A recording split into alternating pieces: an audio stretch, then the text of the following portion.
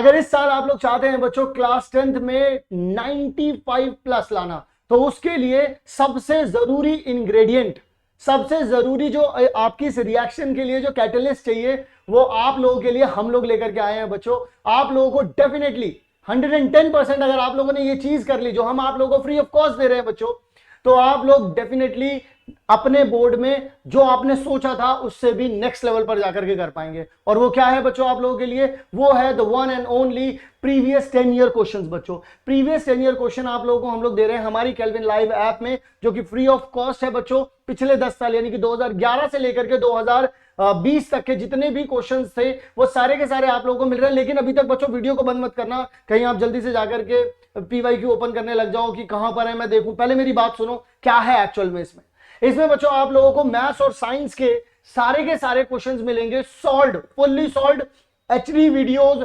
पूरा का पूरा वीडियो पैकेज है। लेकिन कैच ये नहीं है। कैच क्या है? बहुत सारे यूट्यूब चैनल्स पर आप लोग जाकर के देख सकते हैं कि पीवाईक्यू यहां चल रहा है वहां चल रहा है, लेकिन ये अल्टीमेट है। Why this is so ultimate? Why? Because क्योंकि हम लोग यहां पर आप लोगों को बच्चों चैप्टर वाइज वीडियोस देंगे। Even this is not the catch, chapter wise तो हर जगह मिल जाएंगे sir, this is the catch. आप लोगों को हम लोग टॉपिक वाइज वीडियोस देंगे। मतलब मान लीजिए अगर इलेक्ट्रिसिटी चैप्टर को अगर आप लोगों ने ओपन किया तो मैग्नेटिक फील्ड एंड लाइन के ऊपर 3 वीडियोस, यानी कि 1 मार्क की वीडियो अलग मिलेगी, 2 मार्क की वीडियो अलग मिलेगी, 3 मार्क की वीडियो अलग मिलेगी। ऐसे ही अलग अलग टॉपिक्स के ऊपर हम लोगों ने मार्क वाइज वीडियोस बनाई है, जिससे आप लोग अगर 1 मार्क की तैयारी करना चाहते हैं तो 1 मार्क की तैयारी कर पाएंगे, 2 मार्क की तैयारी करना चाहते हैं 2 मार्क की तैयारी कर पाएंगे, सेग्रीगेट करके। इवन आप लोगों को मैं इस तरीके से ही बता देता हूं कि किस तरीके से मैग्नेटिक फील्ड एंड लाइंस में आप 1 मार्क, 2 मार्क, 3 मार्क, 5 मार्क्स इस तरीके से हर एक वीडियो को अलग अलग करके देख सकते हैं, ताकि आपको पता चल पाए 1 मार्क में किस तरीके के सवाल पूछे जाएंगे, 2 मार्क में किस तरीके के सवाल पूछे जाएंगे और किस तरीके के सवाल पिछले 10 सालों में पूछे आ रहे हैं। सो बच्चों ये हम लोगों का आप लोगों के लिए एक छोटा सा सरप्राइज था। मैं चाहूंगा कि अगर आप लोगों को सरप्राइज अच्छा लगा, डेफिनेटली अपने 2 दोस्तों के साथ जरूर से इसे शेयर करिएगा, बताइएगा कि केल्विन लाइव ऐप पर ये सारी की सारी चीजें फ्री ऑफ कॉस्ट मिल रही हैं। अब आप लोग इस वीडियो को कंटिन्यू कर सकते हैं और जिस पर्पस से आप लोगों ने इस वीडियो को ओपन किया था वो टॉपिक भी पढ़ लीजिए। और ये जो आपका लिए एक हमारी तरफ से प्यारा सा गिफ्ट था, इसे आप खुद भी यूज करें और अपने दोस्तों के साथ भी जरूर से शेयर करें। ये हमारी एक तरीके से रिक्वेस्ट है आप लोगों से, जरूर से अपने सिर्फ 2 दोस्तों के साथ अगर जरूर से शेयर कर पाए तो करें बच्चों। चलिए अब बात करते हैं वीडियो के बारे में। तो कैसे हैं आप लोग? स्वागत है आपका। मैं हूं विनीत और आपके सामने हाजिर हूं मैं लेकर नेशनलिज्म इन इंडिया। जी हाँ दोस्तों, जैसा कि आप जानते हैं अरिहंत की बुक मार्केट में आ चुकी है और उसके अंदर है बहुत सारे, न जाने कितने ही इंपॉर्टेंट क्वेश्चन। बट क्लास हमने उन इंपॉर्टेंट क्वेश्चंस में से भी कुछ बहुत इंपॉर्टेंट क्वेश्चन छाटे हैं और वही क्वेश्चन है जो आपके एग्जाम में आएंगे। इसलिए ये है क्लास क्या, एग्जाम वाले क्वेश्चंस। जी हाँ दोस्तों, एग्जाम वाले क्वेश्चन आ चुके हैं आपके सामने। तो चलिए क्लास एक एक चीज को समझना शुरू करते हैं, ठीक है, और जानेंगे कि कोई क्वेश्चन जो आता है उसकी डिमांड क्या होती है मार्केट में, या फिर वो जो क्वेश्चन है वो कितनी वैल्यू रखता है क्लास। तो चलिए क्लास शुरू करते हैं हम आज का सेशन। चलिए क्लास, आपका सबसे पहला क्वेश्चन है क्या, सत्याग्रह के ऊपर। बेटा सत्याग्रह, सत्य के लिए आग्रह करना, यानी जब आप सत्य के लिए आग्रह करते हो बिना किसी शोर शराबे के, बिना किसी मारकाट के। बेटा ये गांधी जी का सबसे बड़ा वेपन था, वेपन हथियार ये वैसा हथियार था जिसके अंदर बड़ी शांति बनी रही, ठीक है, बड़े ही प्यार मोहब्बत से उन्होंने सारी चीजें हासिल करी, ठीक है बेटा। तो चलिए क्लास, क्या है question, identify the correct meaning of satyagraha from the given options. Satyagraha का रियल मीनिंग समझना है इन दिए हुए ऑप्शंस के साथ। चलिए ऑप्शंस क्या है, satyagraha means use of physical force inflict pain. देखो बेटा क्या सत्याग्रह का मतलब है फिजिकल फोर्स। मैंने कहा नहीं बेटा, प्यार मोहब्बत करना है तो बेटा फोर्स क्यों करोगे आप किसी को, आप क्यों थप्पड़ मारोगे भाई। ऑप्शन गलत हो जाता है। दूसरा समझते हैं, सत्याग्रह इज अ नॉन वायलेंस, अहिंसा है, नॉन वायलेंस है। बट क्लास समझो, ऑप्शन पूरा पढ़ना पड़ता है, ऑप्शन पूरा पढ़ना पड़ता है। क्यों? देखो, non violent method but of fighting against the operation which does not inflict pain, जो पेन नहीं देता बेटा। चलिए नेक्स्ट है, satyagraha means passive resistance and it is considered as a weapon of weak. ये कमजोरों का वेपन माना गया। नहीं बेटा, सत्याग्रह कमजोरों का वेपन नहीं माना गया, it is not a weapon of weak. Please next है, satyagraha means to search for truth and use physical force. सत्य की खोज करना लेकिन फिजिकल फोर्स यूज करना नहीं नहीं नहीं। फिजिकल फोर्स हमें यूज नहीं करनी भाई। हम आराम से बैठेंगे, प्यार से बैठेंगे और प्यार मोहब्बत से काम करेंगे। प्यार मोहब्बत मतलब अपनी बात कहनी है तो हाथों को छोड़ना क्या, ठीक है। मतलब जो काम प्यार से होता है उसके लिए मुड़ी टेढ़ी क्यों करनी। तो चलिए क्लास, इसका ऑप्शन नंबर बी करेक्ट है। आइए क्लास जानते हैं कि ये क्यों करेक्ट है। Satyagraha is a non violent method. Non violent method है, पहले भी बताया। Fighting against the operation which does not inflict pain, जिसके अंदर पेन नहीं होता, मतलब लड़ाइयां नहीं होती। गांधी जी का जो सत्याग्रह का जो आइडिया था, वो बेसिक आइडिया क्या था कि आप आराम से शांति से बैठे, आप खुद को पेन दें। खुद को पेन का मतलब है यहाँ पर आप मौन व्रत धारण करें, ठीक है, आप व्रत रखें, ठीक है, फास्ट रखें, ताकि सामने वाले को पीड़ा, जो आपके जो दिल में दर्द है, वो सामने वाले के दिल में भी दर्द उत्पन्न। ये था satyagraha. Is a novel method of mass agitation which stress the principle of truth, tolerance and non violence and peaceful protest. ये पीसफुल प्रोटेस्ट था, ये फिर पीसफुल प्रोटेस्ट है। जहां जहां नॉन वायलेंस आई, जहां जहां वायलेंस आई, जहां जहां नॉन वायलेंस आई, वहां वहां सत्याग्रह आया, और जहां जहां वायलेंस आई वहां वहां सत्याग्रह हटता चला गया। क्लास चलिए अब चलते हैं हम नेक्स्ट क्वेश्चन की तरफ। नेक्स्ट क्वेश्चन हमसे क्या कहता है। नेक्स्ट क्वेश्चन है, why did General Dyer order to open fire on a peaceful demonstration at Jallianwala Bagh. जैसा कि हम जानते हैं जलियांवाला बाग हत्याकांड हुआ था 1919 के अराउंड, ठीक है। जलियांवाला बाग के अंदर लोग बैसाखी का मेला चल रहा था, ठीक है। जनरल डायर आता है, जनरल डायर ऑर्डर दे देता है कि सबको शूट कर दो। मास्क के अंदर शूटिंग स्टार्ट होती है। न जाने कितने लोग उसके अंदर शहीद हुए, मैं शहीद वर्ड यूज करता हूँ बेसिकली, न जाने कितने ही हमारे लोग शहीद हुए, कितने बच्चे, औरतें, महिलाएं, बुजुर्ग, कितनों को गोली लगी। लोग जान बचाने के लिए कुएं तक में कूद गए थे, ठीक है। अब उसने गोली चलवाई, मेन है फायर का ऑर्डर दिया क्यों था। बेटा फायर का ऑर्डर जब जनरल डायर ने दिया था, वो था डर बनाना है, डर, ताकि लोगों में डर रहे, ताकि लोगों में डर रहे, वो आगे चलकर उनके खिलाफ, यानी जो ब्रिटिश गवर्नमेंट है उनके खिलाफ कोई बात ना कर। करेक्ट ऑप्शन चुनना। He ordered the open fire because he notice a sudden unrest in the crowd. भाई मेला चल रहा था, वहां पे तो आराम से लोग बैठे हुए थे, और जो कह सकते हो आप एक माहौल चल रहा था, पर भाषणबाजी हो रही थी, तो ऐसा तो कुछ हुआ नहीं था। हाँ, गोली चलने के बाद बिल्कुल भगदड़ मची थी, ये है पॉइंट।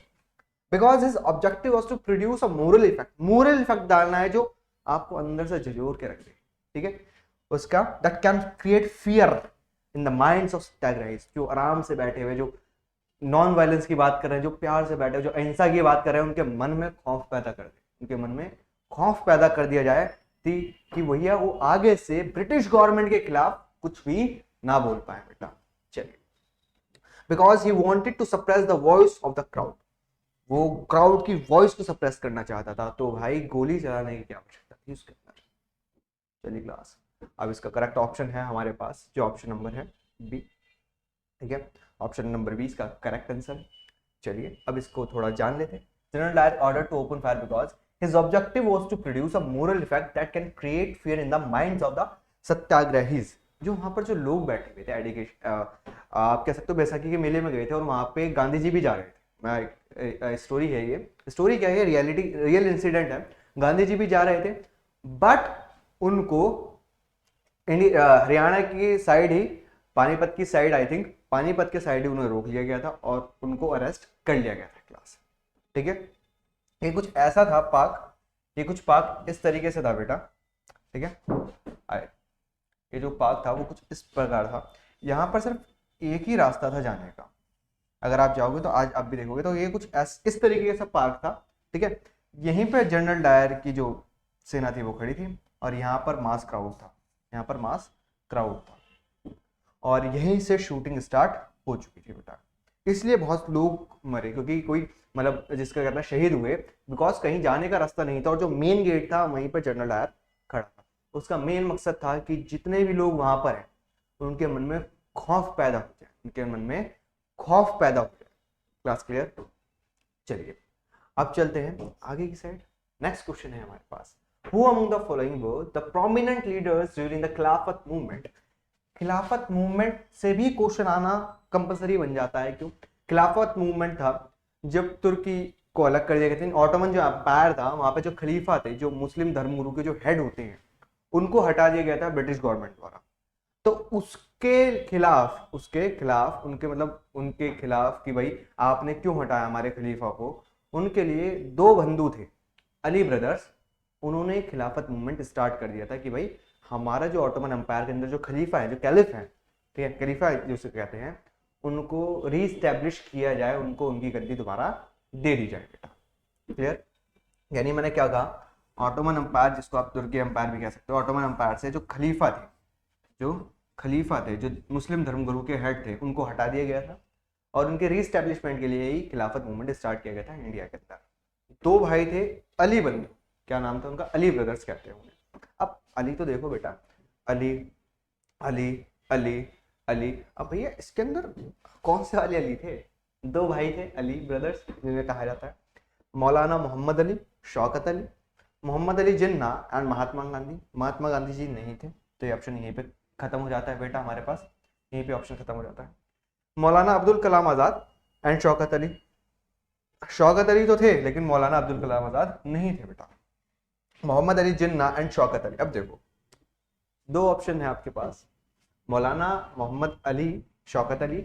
सेकंड ऑप्शन है मोहम्मद अली जिन्ना एंड शौकत अली। बेटा मोहम्मद अली जिन्ना थे पाकिस्तान की मांग करने वाले व्यक्ति, जिन्होंने पाकिस्तान की मांग करी थी, डिमांड ऑफ पाकिस्तान अली मोहम्मद जिन्ना जी ने करी थी। ठीक है, तो ये ऑप्शन भी गलत है। जो अली ब्रदर्स थे वो थे मोहम्मद अली और शौकत अली। मोहम्मद अली एंड शौकत अली, ये जो अली बंधु थे, अली ब्रदर्स थे, इन दोनों ने खिलाफत मूवमेंट स्टार्ट किया था। चलिए इसका हम जानते हैं एक्सप्लेनेशन जो छोटा सा है। Maulana Mohammad Ali and Shaukat Ali were the prominent leaders during Khilafat movement. ये जो अली बंधु थे यही इस जिससे आप कह सकते हो मूवमेंट के प्रोमिनेंट लीडर्स बने, यानी हेड बने, और इन्होंने ही ये जो लीडरशिप है या फिर ये जो मूवमेंट है ये काफी आगे तक चलाया बेटा। चलिए अब चलते हैं हम नेक्स्ट क्वेश्चन की तरफ। नेक्स्ट क्वेश्चन है who announced the vague offer of dominant status for India in 1929। भैया किसने वेग डोमिनेंट स्टेटस, ठीक है, डोमिनेंट स्टेटस की मांग करी थी? डोमिनेंट स्टेटस की मांग पहले भी उठी थी 1929 में, जब डोमिनेंट स्टेटस की मांग उठी, ठीक है बेटा, तो उसके अंदर क्या बात हुई, वो क्लियर नहीं था कि आप हमें डोमिनेंसी यानी आप आपको स्वायत्तता किस प्रकार से देंगे। ये जब डोमिनेंट स्टेटस आया, जिसने दिया था, मैं अभी बताऊंगा इसके अंदर कि कौन था वो, ठीक है, बट क्लियर नहीं था वो जो ड्राफ्ट कमेटी ड्राफ्ट हुआ, जो पार्ट आपका ड्राफ्ट हुआ जिसके अंदर ये लिखा था कि इंडिया को डोमिनेंट स्टेटस मिलेगा, इंडिया को डोमिनेंट स्टेटस मिलेगा, ठीक है, 1929 के अंदर, बट उसके अंदर वो क्लियरिटी नहीं थी कि कैसे मिलेगा और क्या क्या चीजें हमें मिलेगी। डोमिनेंट स्टेट मतलब स्वायत्तता दी जाएगी, यानी आजादी दी जाएगी, लेकिन कैसे दी जाएगी ये नहीं बताया गया, और इसी कंफ्यूजन के अंदर इसको लाया नहीं गया। बट इसके अंदर पूछा है किसने अनाउंस किया था, किसने ऑफर दिया था, ये थे हमारे लॉर्ड इरविन। ठीक है, लॉर्ड इरविन से जुड़ी हुई एक चीज और है, गांधी इरविन पैक्ट भी हुआ था। क्या था हमारे पास? गांधी इरविन पैक्ट भी था, गांधी इरविन समझौता भी कहते हैं इसे। इसके अंदर 11 मांगे रखी गई थी, 11 डिमांड्स थी। अब आपको एक चीज और स्टोरी बता देता हूँ यहाँ पर, छोटी सी है। अब भगत सिंह जी की जब फांसी हुई थी तो उनकी फांसी रोकने के लिए भी इसके अंदर एक डिमांड रखी गई थी, मतलब अलग रखी गई थी, थोड़ी छोटी सी डिमांड है। तो गांधी इरविन पैक्ट भी हुआ था। 3 गोल में सम्मिलित 3 राउंड टेबल कॉन्फ्रेंस भी इसी के लिए हुई थी, बट वो ज्यादा विफल रही क्योंकि किसी भी पार्टी ने उसके अंदर, जो आप कह सकते हो, बढ़ चढ़कर भाग नहीं लिया।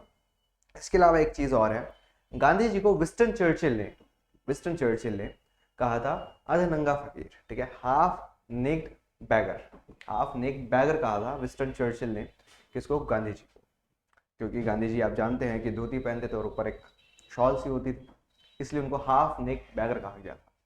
Class clear? चलिए इसका आंसर जो है वो है हमारे पास ऑप्शन नंबर सी। अब देखते हैं, इन अक्टूबर 1929 को viceroy Lord Irwin announce the vague offer of dominant status for India and a round table conference, गोलमेज सम्मेलन डिस्कस की भैया इस फ्यूचर कॉन्स्टिट्यूशन क्या होगा इंडिया का। आपको बता दूं 1929 के अंदर जो कॉन्स्टिट्यूशन अमेंडमेंट्स हुए, मैक्सिमम कॉन्स्टिट्यूशन वही लिए गए थे हमारे कॉन्स्टिट्यूशन बनने के बाद। मतलब ये है यहाँ पर बेटा 1929 के अंदर जो हमारा कॉन्स्टिट्यूशन फ्यूचर कॉन्स्टिट्यूशन की बात की गई वहां पर, जो ब्रिटिश गवर्नमेंट ने की है, वॉर्सराय ने की, लॉर्ड इरविन ने करी थी, वॉर्सराय ने करी थी, वो कानून सारे लागू नहीं हुए थे इंडिया में। वो सारे कॉन्स्टिट्यूशन के जो लॉज थे वो सारे इंप्लीमेंट नहीं हुए थे, लेकिन जब हमने अपना बनाया, अपना कॉन्स्टिट्यूशन मेड किया, कॉन्स्टिट्यूशन जब हमने अपना बनाया, तो मैक्सिमम जो बेस था वो 1929 से ही लिया गया था बेटा। ये एक्स्ट्रा इंफॉर्मेशन है, आपकी बुक में नहीं दे रखी, तो ज्यादा टेंशन लेने की जरूरत नहीं है। Class clear? चलिए नेक्स्ट पे चलते हैं। Choose the incorrectly match pair from the given. Incorrect match पता करना है। सॉल्ट मार्च के बारे में दे रखा है कि सॉल्ट मार्च नागपुर से स्टार्ट हुई थी। नहीं सर, सॉल्ट मार्च जो स्टार्ट हुई थी वो आई थिंक साबरमती और डांडी के बीच हुई थी। साबरमती आश्रम से डांडी तक गई थी 24 दिन के अंदर। Abdul Ghaffar Khan was arrested in April 30। चलिए, Mahatma Gandhi called off civil disobedience movement March 1931। March 1931 के अंदर उसको वापस ले लिया गया था। Civil disobedience movement lost its momentum 1934 तक इसने अपना मोमेंटम बिल्कुल ही खो दिया था, यानी खत्म कर दिया था। चलिए क्लास, अगर आपको पता हो कि जो सॉल्ट मार्च था बेटा, जो सॉल्ट मार्च था वो नागपुर से नहीं स्टार्ट हुआ था, वो कहाँ से स्टार्ट हुआ था? साबरमती से स्टार्ट हुआ था। कहाँ से स्टार्ट हुआ था? साबरमती से स्टार्ट हुआ था। ठीक है, साबरमती से कहाँ गया था? डांडी गया था। दांडी तक गया था बेटा, दांडी तक गया था। दांडी तक जानने का इसका मकसद क्या था? क्योंकि सॉल्ट लॉ था जिसके अंदर मोनोपोली चल रही थी ब्रिटिश गवर्नमेंट की। ब्रिटिश ने कहा था कि जो भी अब नमक बनाएंगे वो हम बनाएंगे, बेचेंगे भी हम, आप नमक नहीं बना सकते। ये लॉ बन गया था। इस लॉ को तोड़ने के लिए गवर्नमेंट ने, या फिर आप कह सकते हो महात्मा गांधी जी ने, पद यात्रा चालू करी। कहाँ से? साबरमती आश्रम जो गुजरात में, वहां से लेकर दांडी तक। Class clear? तो ये ऑप्शन तो गलत हो गया। तो और इसमें हमसे पूछा गया था, इनकरेक्ट ऑप्शन पूछा था। ये बात बिल्कुल सही है, तो ये गलत है, तो यही इसका ऑप्शन होगा। यानी अब्दुल गफ्फार खान 1930 में अरेस्ट हुए थे। ठीक है, गांधी जी ने जो सिविल डिसोबीडियंस मूवमेंट है गांधी इरविन पैक्ट के बाद, उसको वापस मंगा लिया था, मतलब कॉल कर दिया, और धीरे धीरे इसने अपना मोमेंटम भी खो दिया था 1934 तक आते आते, जितना ये पहले चल रहा था। Class clear? अब इसका थोड़ा सा एक्सप्लेनेशन देख लेते हैं। Mahatma Gandhi started the salt march from Sabarmati Ashram. Sabarmati आश्रम से स्टार्ट किया था, ना ही नागपुर से। कब स्टार्ट किया था बेटा? 12 मार्च को स्टार्ट किया था 1930 for Dandi, the coastal town of Gujarat. 1930 तक कहाँ तक? दांडी तक गए थे। कहाँ तक गए थे? दांडी तक गए थे। दांडी तक गए थे बेटा। क्लियर? चलिए नेक्स्ट क्वेश्चन पे चलते हैं। अब देखिए, अब मैचिंग आ चुकी है। मैचिंग के लिए आपको पहचानना है, मैचिंग की सबसे बड़ी खास बात मैंने बता रखी है। मैचिंग करने से पहले बेटा आप उस ऑप्शन की तरफ जाएं जो आपको याद है या फिर जो आपको पता हो। बहुत बार क्या होता है ऐसी मैचिंग्स के अंदर, एक ही क्वेश्चन से या फिर एक ही आपके ऑप्शन से पूरा आंसर बन जाता है, आपको बाकी देखने की जरूरत ही नहीं पड़ती। और मैक्सिमम अगर देखोगे तो 2 देखोगे बस। बहुत बार ऐसा होता है, वो बहुत rare of the rarest cases हैं कि आपको चारों के चारों ऑप्शन सर्च करने पड़े। चलिए क्लास, इसको देखते हैं कैसे है बेटा। 26 जनवरी 1930। ठीक है, अब आपको 26 जनवरी 1930, 26 जनवरी से आपको याद आएगा कुछ तो है सर, रिपब्लिक डे। ठीक है, रिपब्लिक डे याद आता है। अच्छा सर, रिपब्लिक डे 26 जनवरी को ही क्यों होता है? बेटा 26 जनवरी 1930 को रावी नदी के तट पर पूर्ण स्वराज की मांग की गई थी, और ये कहा गया था कि भारत पूर्ण स्वराज की घोषणा करता है। मतलब इससे पहले अगर हम बात करें 1930 26 जैन से पहले क्या बात थी इंडिया के अंदर जो भी हमारे नेता थे वो ये कहते थे कि आप हमको राज तो दे दो, आप हमें इंडिया दे दो, बट राज आपकी महारानी ही करेगी। मतलब आप अपना राज चलाओ, आप कॉन्स्टिट्यूशन देखो, लेकिन हम भारत पे रहेंगे। लेकिन 1930 तक आने आते हमने पूर्ण स्वराज की मांग करती, नहीं हमें ना आपका कानून चाहिए ना आप चाहिए, आप सब बाहर निकलो, हम चलाएंगे अपना देश।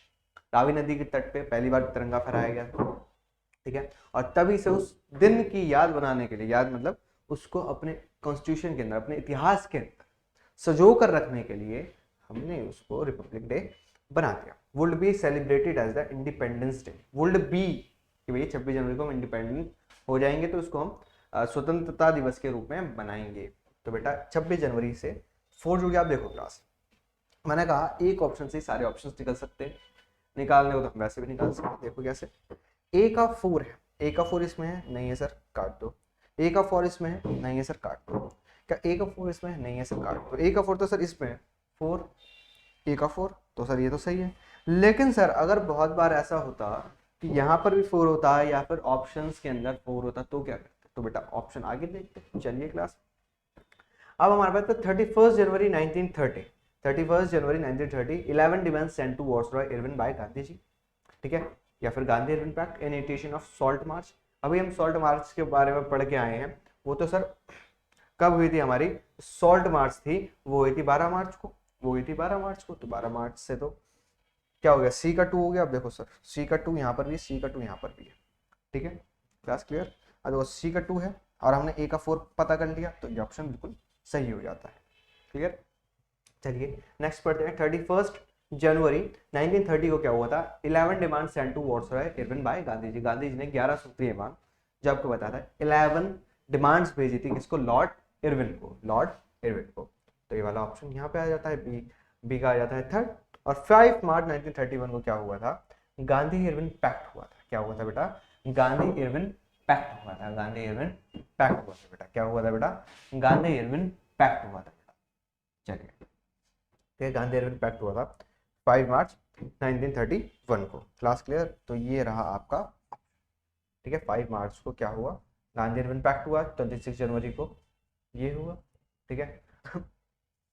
इसका ऑप्शन ये रहा, इसका ऑप्शन ये रहा, क्लास करिए। चलिए बहुत आसान से क्वेश्चन थे और बहुत इंपॉर्टेंट क्वेश्चन है।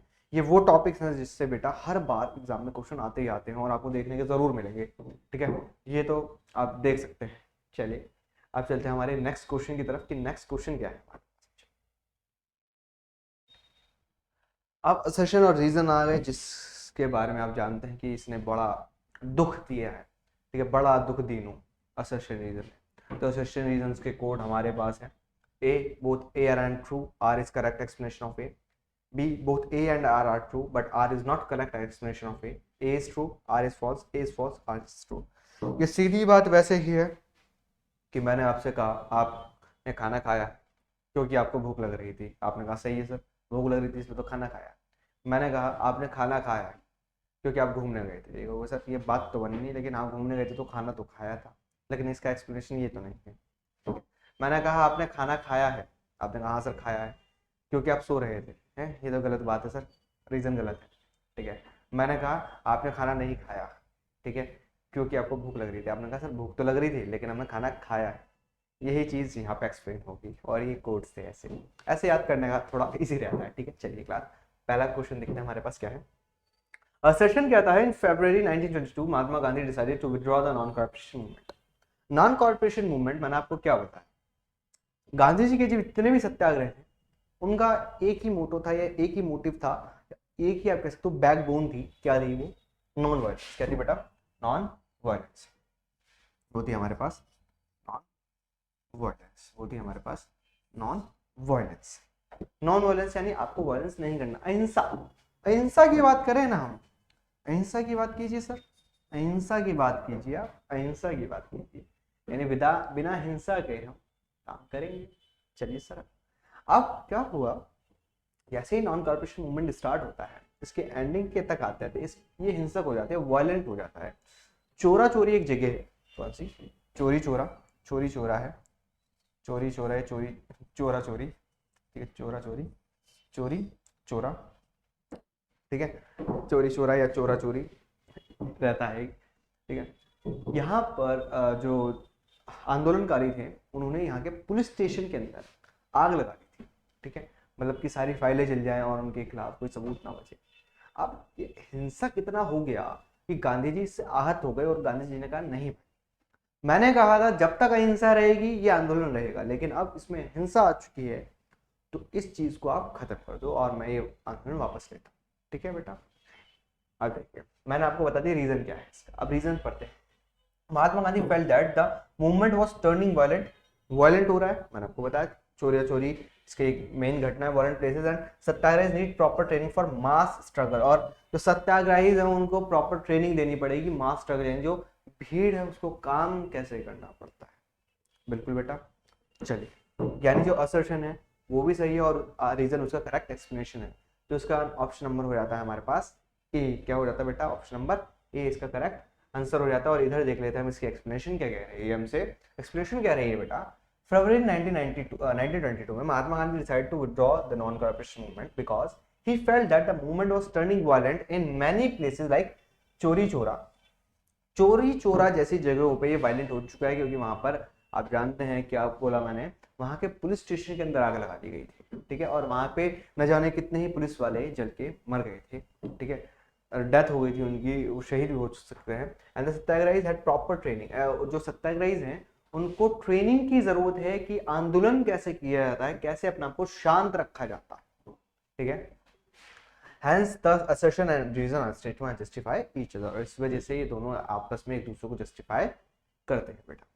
चलिए क्लास, अब चलते हैं हम अपने नेक्स्ट क्वेश्चन की तरफ। नेक्स्ट क्वेश्चन क्या है?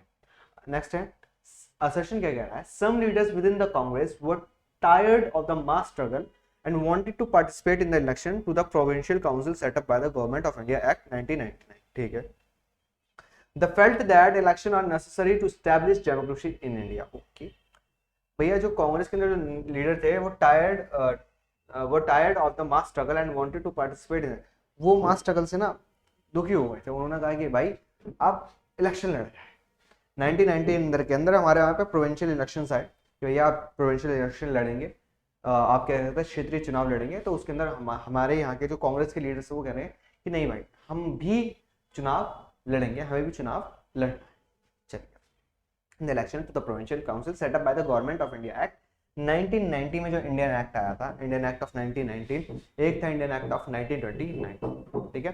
इसके अंदर प्रोविंशियल इलेक्शन की बात करी गई, ठीक है, वो लड़ना चाहते थे, बात सही। They felt that election are necessary to establish democracy। बेटा लोकतंत्र कैसे स्टैब्लिश कर लोगे जब तक आपके ऊपर रानी, हमारे ऊपर उस वक्त रानी का यानी क्वीन का या फिर क्राउन का कह सकते हो, क्राउन राज था, या फिर आप कह सकते हो क्राउन रूल था उस वक्त। तो बेटा क्राउन रूल के ऊपर राजा है, राजा ने इलेक्शन करा दिया, इसका मतलब ये था डेमोक्रेसी हो गई। इसका मतलब ये था अगर अंग्रेजों को सुनाना है और अपने लोगों के लिए भला करना है तो उनके बीच जाना पड़ेगा, उनका हमें नेता बनना। क्लियर?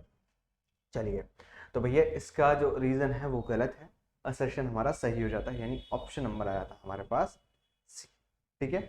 ऑप्शन नंबर आता है सी, यानी सी है गलत, मैंने आपको बताया था। चलिए, सम लीडर्स विद कांग्रेस वो tired of the mass struggle, वो मास स्ट्रगल करके थोड़ा थक गए थे, इसलिए जो पार्टी है वो टूटी भी थी। कांग्रेस पार्टी उस वक्त आईएनसी जो है वो टूटी थी, वो स्प्लिट हुई थी और दो में बटी थी, एक थी गरम दल, एक थी नरम दल। एक थी बेटा गरम दल, मैं लिख देता हूँ यहाँ पर गरम दल, गरम दल, एक थी नरम दल। और गरम दल के अंदर तीन नेता थे, लाल बाल पाल, ठीक है, वैसे पॉल थे ये, लाल बहादुर शास्त्री जी थे, ठीक है, बाल गंगाधर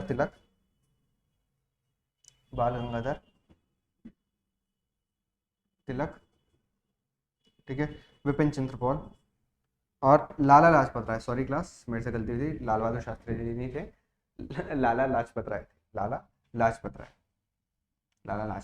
राय, ठीक है। और ये थे विपिन चंद्र पॉल। ये तीन नेता थे जो कहते थे कि भाई प्यार से मोहब्बत से बात नहीं होती, मारो, अंग्रेज पिट के मारे। अरे बात सही हुई थी कहीं ना कहीं तक, अंग्रेज पिट के ही मारे, ठीक है। बट ये तीन नेता थे जो गरम दल के नेता थे हमारे, लाला लाजपत राय, ठीक है, बाल गंगाधर तिलक और विपिन चंद्र पॉल। बेटा चलिए, अब इसके अंदर और क्या चीज़ है बेटा मैं आपको बता देता हूँ, समझा देता हूँ।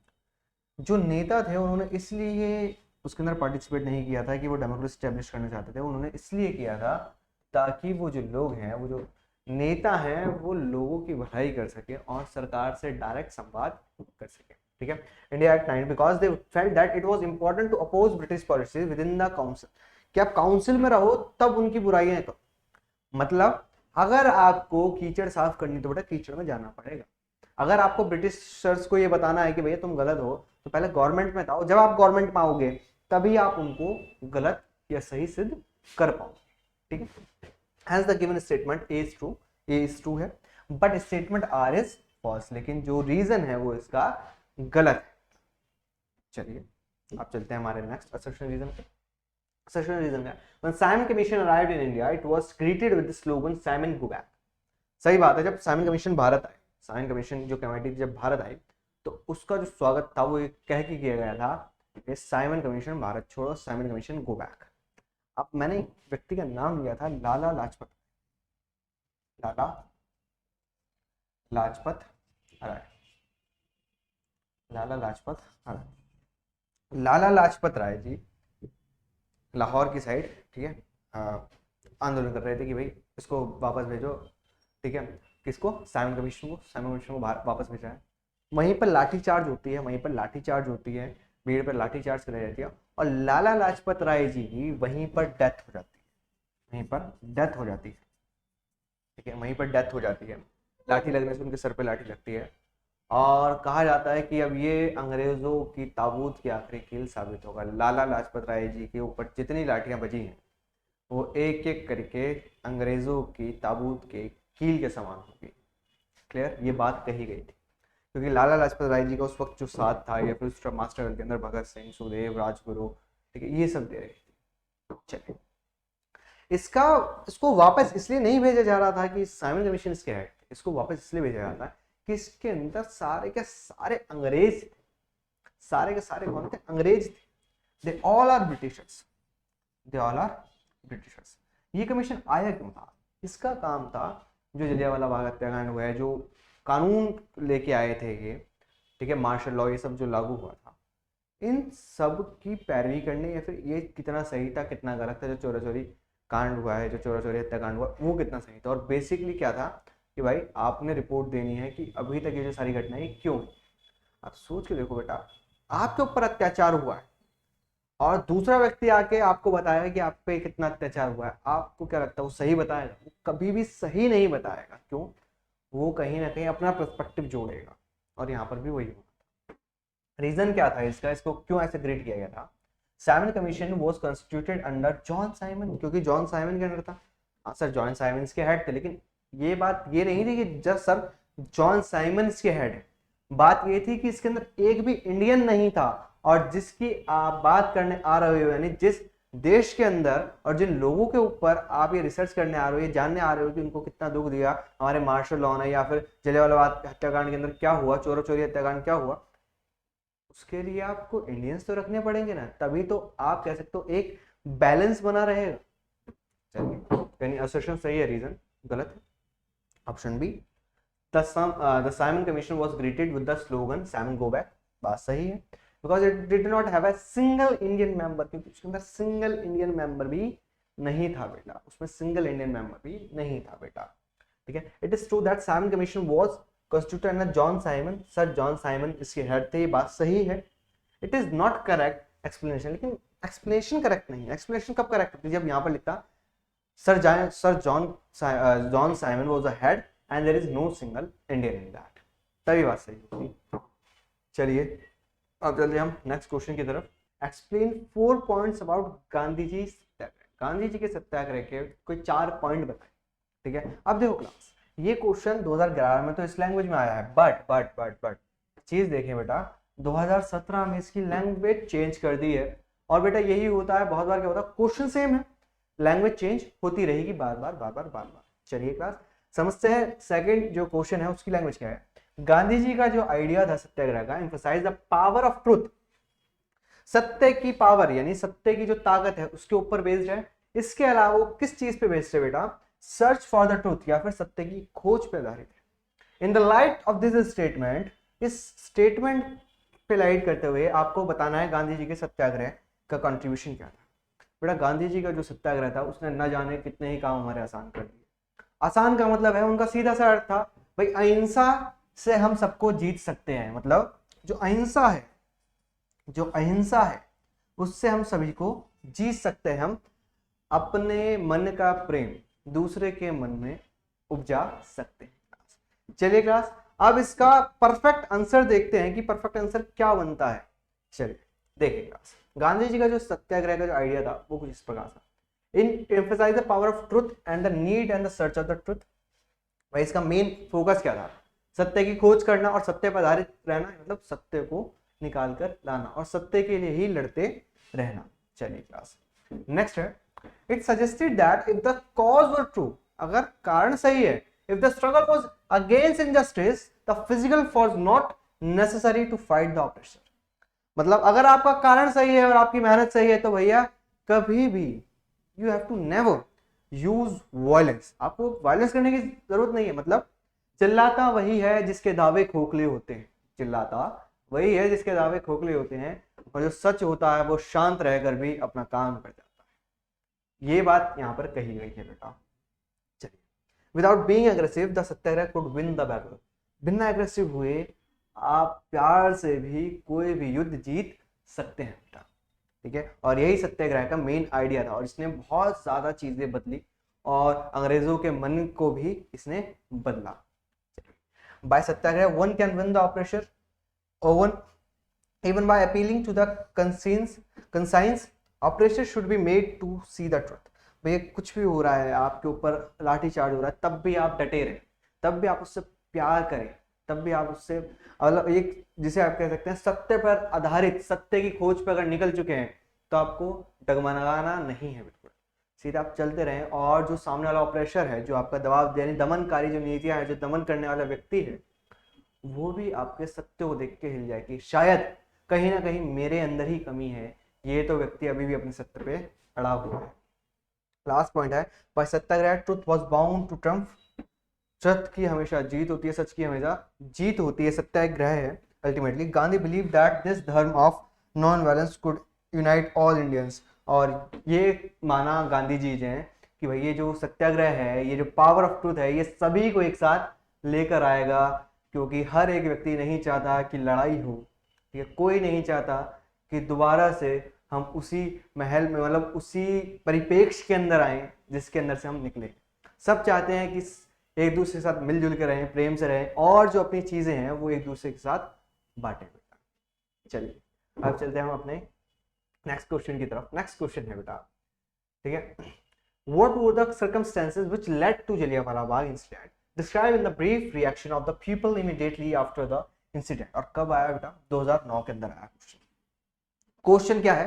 क्वेश्चन समझो, जलियांवाला बाग हत्याकांड जो हुआ उसके बारे में ब्रीफ करना है कि वो क्यों हुआ, ठीक है, इंसिडेंट क्यों हुआ, और उसके बाद इमीडिएटली इंसिडेंट क्या थे, रिएक्शन क्या थे लोगों के, रिएक्ट कैसे किया उसके बाद लोगों ने बेटा। आप जानते हैं, ठीक है, कि जो जलियांवाला बाग था वहां पर भीड़ बढ़ गई थी, उस भीड़ को काबू किया था। उसके अलावा जो भीड़ बढ़ गई थी, ये कहा गया ब्रिटिश गवर्नमेंट के द्वारा कि भीड़ जो थी वो हमला करने वाली थी, ठीक है, वहां पर वो आगे आ रहे थे इसलिए हमने फायर किया, ठीक है। ये ब्रिटिश गवर्नमेंट का कहना था उस टाइम, लेकिन सब जानते थे कि वहां पर कोई भी ऐसी चीज नहीं थी, वहां पर लोग आराम से बैठे हुए थे, ठीक है। जो मार्शल लॉ लगा हुआ था उसके खिलाफ बात कर रहे थे, रोलक एक्ट की बात कर रहे थे। किसकी बात कर रहे थे? रोलक एक्ट की बात कर रहे थे। रोलक एक्ट जो था वो था ना वकील ना दलील ना अपील। रोलक एक्ट जो था, ठीक है, ना तो appeal, there is no appeal, appeal नहीं होगी, नो अपील, ठीक है, नो लॉयर, ठीक है, एंड नो वॉइस, और you can say no voice, या फिर आप कह सकते हो कि कोई भी आप बात नहीं कह सकते। ना अपील ना वकील ना दलील का कानून था, ना अपील ना वकील ना दलील। इससे भी लोगों के अंदर गुस्सा था, ठीक है, गुस्सा तो बहुत चीजों था उस टाइम, ठीक है, और इसी वजह से ये सारी चीजें होने लगी, और इसी वजह से हमारा असहयोग आंदोलन स्टार्ट हुआ था, ठीक है। चलिए आप समझते हैं इसका परफेक्ट आंसर क्या है। परफेक्ट आंसर यहां से आता है, रोलक एक्ट सबसे पहले आ गया। रोलक एक्ट जो 1990 में लगा था was passed by the British government, British government ने इसको पास किया था, the United opposition of Indian members, कि भैया जो लोग हैं वो यूनाइट होंगे और किसी को भी एक साथ खड़ा नहीं होने देना, जिस पे शक है उसको उठा के जेल में डाल दो। ना तो वो वकील कर सकता, लॉयर नहीं आएगा, वो ना कुछ बोल सकता, ना अपील कर सकता, ना कुछ अपने बारे में कह सकता, उसको जेल में डालो और जेल में काम खत्म। This act gave enormous power to the government to repress political activities, जिसकी वजह से लोगों के अंदर, या फिर आप कह सकते हो लोगों में तो गुस्सा बढ़ गया था, क्योंकि जो गवर्नमेंट, जो सरकार थी, जो सरकारी मुलाजिम थे, उनके पास पता नहीं कितनी पावर आ गई थी और किसी को भी उठा के जेल में डाल रहे थे जिनका उनका मन कर रहा था, ठीक है, without any trial for 2 years, ठीक है। वो 2 साल तक के लिए किसी को भी जेल में डाल सकते थे बिना किसी ट्रायल के, नहीं बिना किसी भी कोर्ट में ले जाए हुए, कोर्ट में लेके जाते ही नहीं थे, उससे पहले उनको उठाया और जेल में टाल दिया 2 साल तक, और वहीं पे उस बेचारे की मृत्यु भी हो जाती है। रोलक सत्याग्रह गांधी जी, ठीक है, wanted non violent civil disobedience against Rowlatt act, ठीक है, रोलक एक्ट के खिलाफ जो थे, ठीक है, गांधी जी चाहते थे कि भाई इसके खिलाफ हम प्रदर्शन करें। Rallies were organized in different cities, rallies जो थी वो अलग अलग सिटीज में, अलग अलग शहरों के अंदर ऑर्गेनाइज की गई इसके खिलाफ, रोलक एक्ट के खिलाफ। Workers went on strike and shop were close, भैया सिटी मतलब जो वर्कर्स है वो चले गए, उन्होंने स्ट्राइक कर दी, ठीक है, काम पे नहीं जा रहे थे लोग, लोगों ने नौकरियां छोड़नी चालू कर दी, इससे सरकार को इम्पैक्ट पड़ा। मार्शल लॉ लागू किया गया ब्रिटिश एडमिनिस्ट्रेशन ने, अमृतसर पॉपुलर अपसर्च, यानी मार्शल लॉ था कि भैया कोई भी व्यक्ति एक साथ खड़े नहीं हो सकते, मतलब भीड़ नहीं जुटा सकते और वहां पे रैली नहीं कर सकते। अमृतसर में किया क्योंकि उनको लग रहा था यहाँ पे भीड़ भड़क सकती है, भीड़ भड़क सकती है और भीड़ बहुत इकट्ठी हो रही थी क्योंकि बैसाखी का मेला था, ठीक है। 13 अप्रैल 1919 को general Dyer fire at the innocent people, general Dyer ने वो लोग जो निहत्थे थे, जो आराम से बैठ के मेला एंजॉय कर रहे थे, जो सिर्फ बातें सुन रहे थे, उनके ऊपर गोलियां चलवा दी अंधाधुंध। General Dyer fire at the innocent people who gathered in Jallianwala Bagh killing hundreds. बेटा ये तो सरकारी आंकड़े हैं जो 100 लोग कह रहे हैं, लेकिन असल के अंदर न जाने कितने ही लोग उसमें शहीद हुए थे, ठीक है। The reaction of people immediately after the incident was that the crowd took the street and there were strikes. भाई लोग इतने गुस्से में आ गए कि भाई सड़कों पे उतर आए, स्ट्राइक करने लगे कि आपने निहत्थे लोगों को क्यों, ठीक है, आपने ये काम करा ही क्यों। आप चाहते तो आप बोल कर भी उन लोगों को हटा सकते थे वहां से, लेकिन ऐसा नहीं हुआ, ठीक है। And attacks on government buildings, और सरकार के खिलाफ इतने गुस्सा मतलब इतना गुस्सा था उन लोगों के अंदर कि जैसे चोरी चोरा था उसको जला दिया गया, बिल्डिंग्स पे हमला किया गया, सरकारी जो ऑफिसर्स है उनको मारा गया, बहुत अपसर्ड हो गया था। मतलब ऐसा क्या कहता है, हैवक सिचुएशन क्रिएट हो गई थी उस वक्त कि उसको संभालना मुश्किल हो गया। चल ये वाला क्वेश्चन आई थिंक आपको होपफुली क्लियर हुआ होगा। अब चलते हैं हमारे नेक्स्ट क्वेश्चन की तरफ कि नेक्स्ट क्वेश्चन हमसे क्या कहना चाह रहा है। Who was Alluri Sitharaman Raju? अलूरी सीतारमण राजू कौन थे? Explain his role in inspiring the rebels with Gandhi ji, ठीक है। इंस्पायरिंग मतलब इंस्पायर किया था अलूरी सीतारमण राजू जी जो थे, ठीक है, ट्राइबल लीडर थे, ट्राइबल लीडर थे बेटा। कौन थे बेटा वो? Is a tribal leader, is a tribal leader, is a tribal leader. तो ट्राइबल लीडर थे, उन्होंने गांधी जी के साथ ट्राइबल पीपल्स को जोड़ा। ट्राइबल पीपल्स के लिए क्या करा था, अंग्रेजों ने, जो ब्रिटिशर्स थे, उन्होंने ये कहा कि आप लोग जो जंगल में रहते हो आप हमें टैक्स दो, मतलब अंग्रेजों का मानना था हर एक व्यक्ति टैक्स दे, ठीक है, टैक्स दोगे आप, वहां पे लकड़ी काटने वाले हमसे पूछोगे, मतलब आपके हम मालिक है, आप हमसे पूछ के काम करो, जो किसी को भी पसंद नहीं आया, ठीक है। इसी की वजह से हमारे पास बहुत सारे विद्रोह देखने को मिले थे, ठीक है। 1857 तक अगर आप देखेंगे, उसके बाद भी हमारे यहाँ पर बहुत सारे जो आप कह सकते हो ट्राइबल रिवोल्ट्स हुए, बहुत सारे ट्राइबल रिवोल्ट्स हुए थे। इसके अंदर से जो अलूरी सीतारमण राजू जी थे, उनका इम्पैक्ट, या फिर आप कह सकते हो कि उनके बारे में, या फिर उन्होंने जो उनके लीडरशिप क्वालिटी थी वो बहुत अच्छी थी और बहुत प्रभावी थी, जिसने इनको अमर बना दिया। चलिए अब जानते हैं कि वो क्या थे और उन्होंने क्या क्या काम किया था, उनका रोल क्या था। Alluri Sitharaman Raju was a tribal leader, जैसे भी बात की थी, ट्राइबल लीडर थे। कहाँ के थे बेटा, ठीक है, ये थे गुड्डम हिल्स के, जो आंध्र प्रदेश में है, ठीक है। He started a militant guerrilla movement, उन्होंने गुरिल्ला मूवमेंट स्टार्ट की 1920 में। गुरिल्ला मूवमेंट क्या थी, जंगल में है, आए, मारा, फिर जंगल में भाग गए, ठीक है, जंगल के अंदर आप पकड़ नहीं पाओगे। गुरिल्ला मूवमेंट बहुत ही आप देख सकते हो बहुत ही पुराना मूवमेंट है, ठीक है। गुरिल्ला वॉर पद्धति कहते हैं, गुरिल्ला वॉर पद्धति भी इसी का एक पार्ट है जो चंगेज खान ने भी अपनाई थी, ठीक है। चलिए, रोल ऑफ अलूरी सीतारमण राजू कि उन्होंने इंस्पायर कैसे किया रेबल्स को।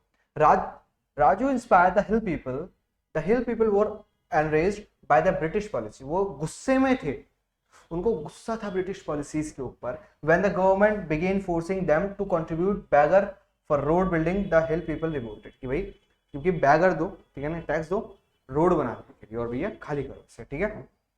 द हिल पीपल रिवोल्टेड, और जो हिल के पीपल थे कि भैया आप हमारे रोड बनाओगे हमारे यहाँ पर आके, तो भैया हम कहाँ रहते हैं, हमारी जो बिल्डिंग्स है, जो हमारे पेड़ हैं, जो हमारा जंगल है, जहाँ पे हम रहते हैं, जो हमारा परिवार है एक तरीके से, आप तो उसी को उजाड़ने के लिए आए हो और हमें ये पसंद है नहीं है बेटा। Raju talk to greatness of Gandhi जी।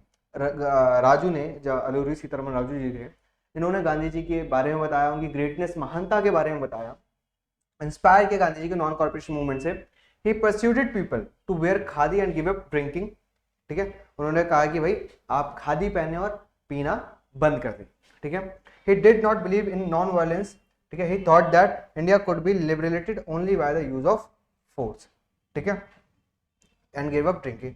लेकिन वो क्या मानते थे कि भाई प्यार से कुछ नहीं होता, गुस्से से यानी लड़ाई के दम पे ही होता है, only by the use of force, की फोर्स के अकॉर्डिंग ही आप यूज कर सकते हो, यानी जो आपकी स्वतंत्रता है वो मिल सकती है। मैंने आपको क्या बताया बेटा, बहुत ऐसे लोग थे जो नहीं मानते थे कि शांति से आजादी मिलेगी, वो कहते थे अंग्रेज लादों के भूत हैं और बातों से नहीं मानेंगे, ठीक है। उसी के अंदर से अलूरी सीतारामन राजू जी एक थे, बट वो इंस्पायर हो गए थे उनकी बातों से और उन्होंने लोगों को भी इंस्पायर किया था बेटा। चलिए अब चलते हैं हम हमारे नेक्स्ट क्वेश्चन की तरफ। नेक्स्ट क्वेश्चन है हमारे पास, why did Gandhi ji launch the civil disobedience movement. Gandhi ji ने सिविल डिसओबीडियंस मूवमेंट लॉन्च क्यों किया था, ठीक है, सिविल डिसओबीडियंस सविनय अवज्ञा आंदोलन क्यों लॉन्च किया था, इसके रीजंस चाहिए, ठीक है। सविनय अवज्ञा आंदोलन जो था, ठीक है, सिविल डिसओबीडियंस यानी प्यार से मना करना, सॉल्ट उसका सबसे बड़ा रीजन था, ठीक है।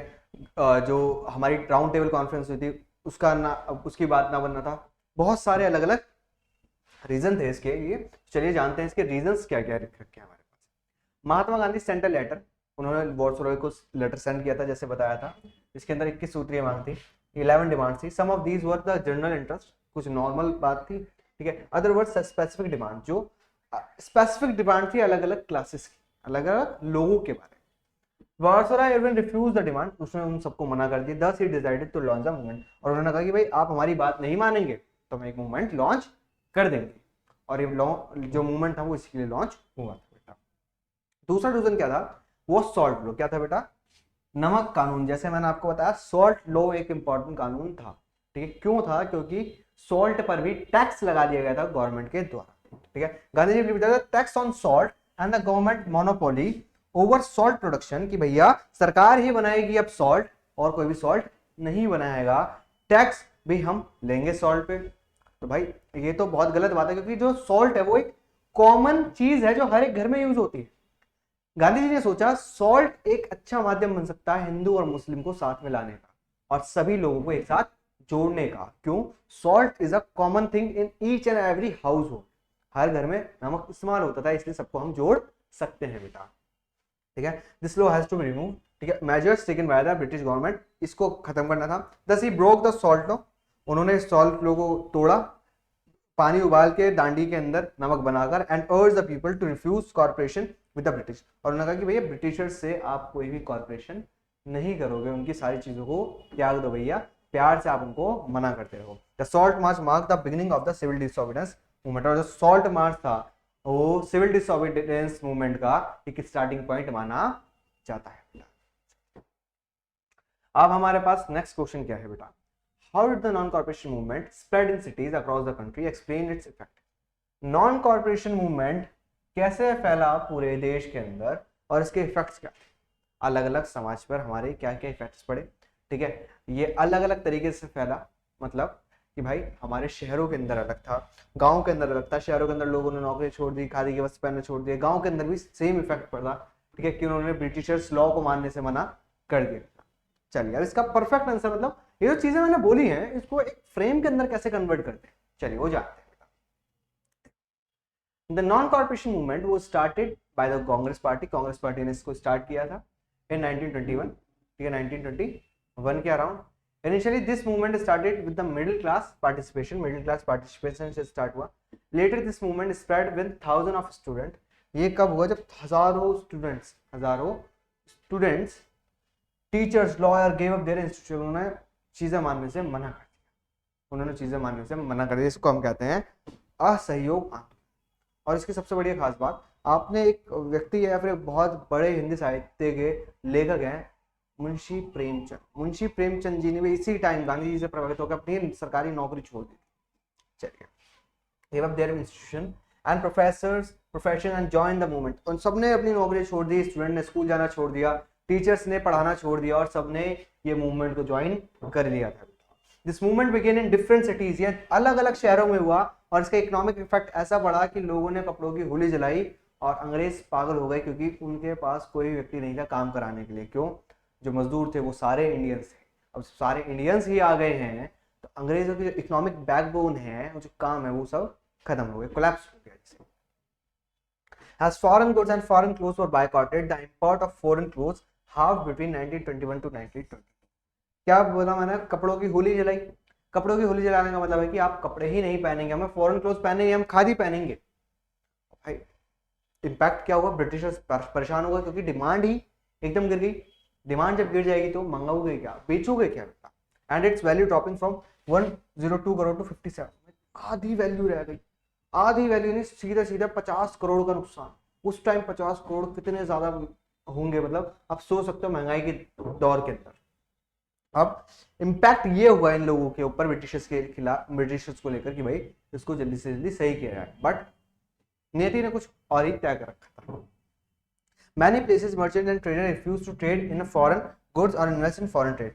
बहुत से जो व्यापारी थे उन्होंने मना कर दिया कि हम बाहर की वस्तु यानी जो विदेशों से वस्तु आ रही है, जो ब्रिटिशर्स लेके आ रहे हैं, वो हम खरीदेंगे नहीं, ना ही बेचेंगे। आप अपने पास रख के हमें कोई भी चीज नहीं खरीदनी, ना ही बेचेंगे। Next, as people discarded imported clothes and started to use Indian clothes, production of Indian textile mills and handlooms increased.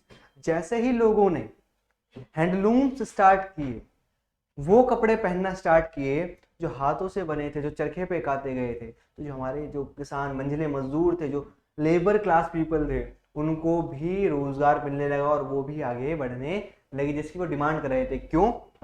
इस टाइम तक बेटा नायलॉन आ चुका था, सिंथेटिक फाइबर आ चुके थे, ठीक है, मशीन्स आ चुकी थी। इन सब ने हमारे यहाँ के जो किसान थे या मजदूर थे, उन सब का काम स्लो कर दिया था और वो ही चीजें इनको खटक रही थी। और ये लोग जो थे, जो मजदूर थे, हमारे जो किसान थे, जो हैंडलूम्स वर्कर्स थे, ठीक है, जो वीवन वर्कर्स थे, उनके लिए बहुत मुश्किल हो गई थी रोजगार पाना या फिर 2 वक्त की रोटी भी जुटाना। क्योंकि जो मशीन्स की फैक्ट्रीज थी, जो मशीन्स थी बेटा, जो मशीन्स थी, उनका जो कपड़ा था वो सस्ता भी था, ठीक है, और अच्छा भी था।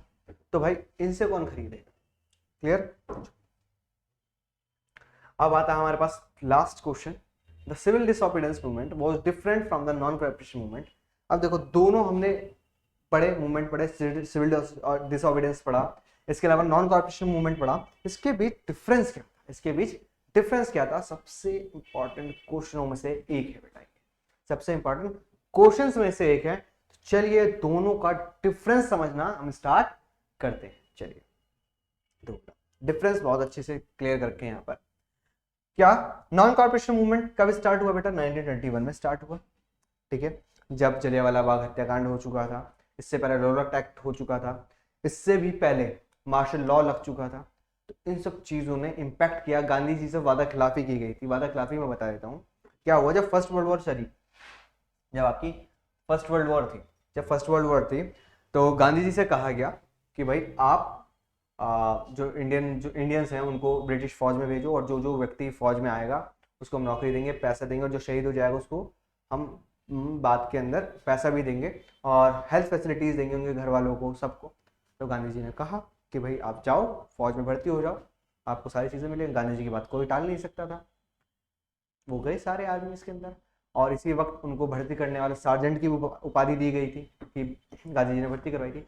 बट अंग्रेजों ने जब वर्ल्ड वॉर खत्म हो गई तो गांधी जी ने कहा कि इन सभी को वो दो जो आपने वादा किया था। वो कहते कौन सा वादा? हमने तो कोई वादा नहीं किया। गांधी जी बुरा मान गए। गांधी जी ने कहा ये नहीं चलेगा और ये ना चौल में, ठीक है। तो ये सब कंडीशन थी 1921 के अंदर। चलिए सिविल डिसओबीडियंस मूवमेंट था वो 1930 में लॉन्च हुआ था। दोनों का ईयर अलग है। It was started with middle class participation. इसके अंदर सबसे पहले मिडिल क्लास लोग आए थे, उसके बाद आगे के लोग जुड़ते। It was first supported by the industrialist like G D. Birla and Purushottam Das Thakurdas. और ये इंडस्ट्रियलिस्ट ने इसका सपोर्ट किया था किसने? जी.डी. बिरला ने, ठीक है, पुरुषोत्तम दास ठाकुर ने। क्लियर? नेक्स्ट, खलीफा इशू था यहाँ पर। Muslim community participated in non corporation movement on a large scale. मैंने बताया था खलीफा मूवमेंट यानी ऑटोमन अंपायर से, जो तुर्की अंपायर था, वहां पर खलीफा को हटा दिया गया था। उसी को रिस्टैब्लिश करने के लिए जो दो भाई थे, मोहम्मद अली और शौकत अली, इन दोनों ने मूवमेंट स्टार्ट किया था, खिलाफत मूवमेंट। और गांधी ने सोचा यही सही मौका है एक आंदोलन चल ही रहा है उसके साथ हम अपना भी आंदोलन जोड़ दे बेटा, ठीक है। और ये लार्ज स्केल पे फैला था, ठीक है। इसके अंदर क्या था, the growing proximity of Congress party and Hindu Mahasabha prevented the Muslims to participate in disobedience movement. जो हिंदू महासभा थी, ठीक है, prevented the Muslim to participate, इसके अंदर हिंदू महासभा ने उनको भाग नहीं लेने दिया था, इनके अंदर रोक के रखा था सिविल डिसओबीडियंस मूवमेंट में, ठीक है। इसमें दोनों थे, इसमें दोनों नहीं थे। Next, the non cooperation movement was withdrawn by Gandhi due to violent incident at Chauri Chaura. चोरी चौरा का जैसे इंसिडेंट होता है, चोरी चौरा का जैसे इंसिडेंट होता है बेटा, इस आंदोलन को खत्म कर लिया जाता है, विड्रॉ कर लिया जाता है। लेकिन the civil disobedience movement was withdrawn, ठीक है, इन 1931, इसको 1931 में विड्रॉ किया जाता है when Gandhi ji sign Gandhi Irwin pact. जैसे ही गांधी जी गांधी इरविन पैक्ट पर समझौता करते हैं, ये आंदोलन तभी के तभी खत्म हो जाता है। उसका जो सर्ज है, मतलब जो पीक था, वो भी धीरे धीरे जाता रहता है, 1934 तक वो बिल्कुल ही एंड तक आ जाता है।